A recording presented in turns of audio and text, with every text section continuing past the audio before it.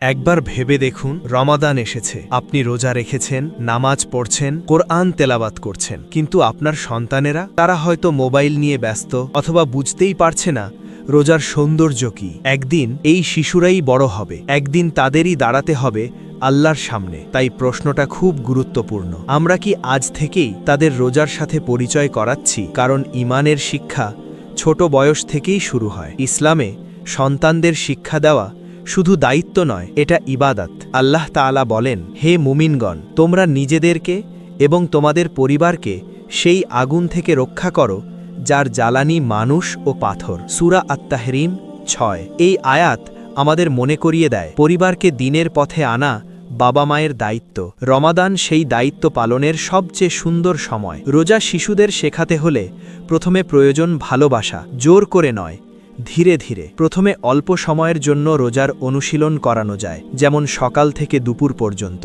ইফতারের সময় তাদের উৎসাহ দিন, বলুন, আজ তুমি আল্লাহর জন্য একটা ছোট কষ্ট সহ্য করেছ। এভাবেই তাদের হৃদয়ে রোজার প্রতি ভালোবাসা জন্মাবে। নবী সাল্লাল্লাহু আলাইহি ওয়াসাল্লামের সাহাবীদের শিক্ষা।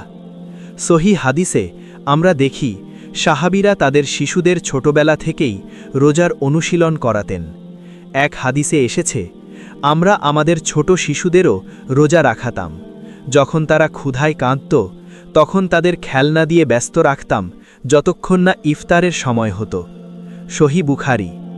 এই হাদিস আমাদের শেখায়, শিশুদের ধৈর্য শেখানেও ঈমানের শিক্ষা। রোজার মূল উদ্দেশ্য হল তাকওয়া। আল্লাহ বলেন, হে মুমিনগণ, তোমাদের উপর রোজা ফরজ করা হয়েছে যাতে তোমরা তাকওয়াবান হতে পারো। সূরা আল বাকারা 183। যদি আমরা চাই আমাদের সন্তানেরা তাকওয়াবান হোক, তাহলে ছোট বয়স থেকেই তাদের এই ইবাদাতের সাথে পরিচয় করাতে হবে। ভাবুন, একটি শিশু যখন প্রথমবার রোজা রাখে, তার চোখে আনন্দ থাকে।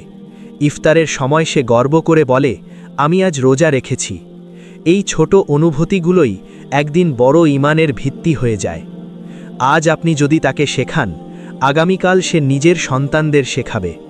রমাদান শুধু আমাদের জন্য নয়, আমাদের সন্তানদের জন্যেও। একদিন আমরা এই পৃথিবীতে থাকব না, কিন্তু আমাদের সন্তানদের আমল চলতে থাকবে।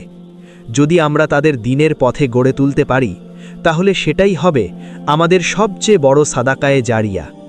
হে আল্লাহ, আমাদের সন্তানদের দ্বীনের পথে গড়ে তোলার তাওফিক দাও। তাদের হৃদয়ে কোরআনের ভালোবাসা দাও, রোজার প্রতি ভালোবাসা দাও এবং তাদেরকে তাকওয়াবান বানাও। আমিন।